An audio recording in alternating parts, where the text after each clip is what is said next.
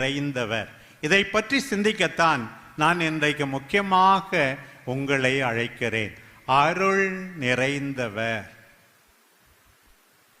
சென்ற ஆண்டு ஒவ்வொரு ஆண்டும் டிசம்பர் மாதம் 8ஆம் தேதி என்ன திருவிழாவை கொண்டாடுகிறோம்?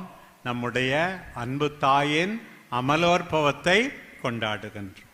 சரியாக 9 மாதங்கள் கழித்து அன்றைக்கு உற்பவமானார், இன்றைக்கு அவர் பிறக்கிறார் என்று 9 மாதம் கழித்து செப்டம்பர் மாதம் 8ஆம் தேதி அவருடைய பிறப்பை நாம் கொண்டாடி மகிழ்கின்றோம்.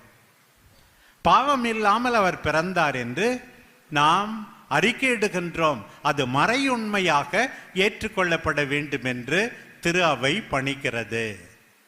மாதா பாவம் இல்லாமல் பிறக்கிறதுக்கு என்ன செஞ்சாங்க? அவங்க ஏதாவது நல்லது செஞ்சாங்களா? ஒண்ணுமே செய்யலையா?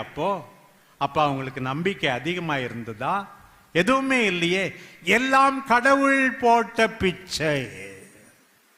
பிரியமானவர்களே, இன்றைக்கு நாம் எல்லாரும் தெரிந்து கொள்ள வேண்டும். பவுல் சொல்வது போல, பெற்றுக்கொள்ளாதது எது உங்களிடத்திலே உள்ளது? உங்களிடம் உள்ளதெல்லாம் பெற்றுக்கொண்டதாய் இருக்க ஏன் வீண் பெருமை அடிக்கிறாய்? Everything is grace. எல்லாம் அருள்தான் என்பதை நீ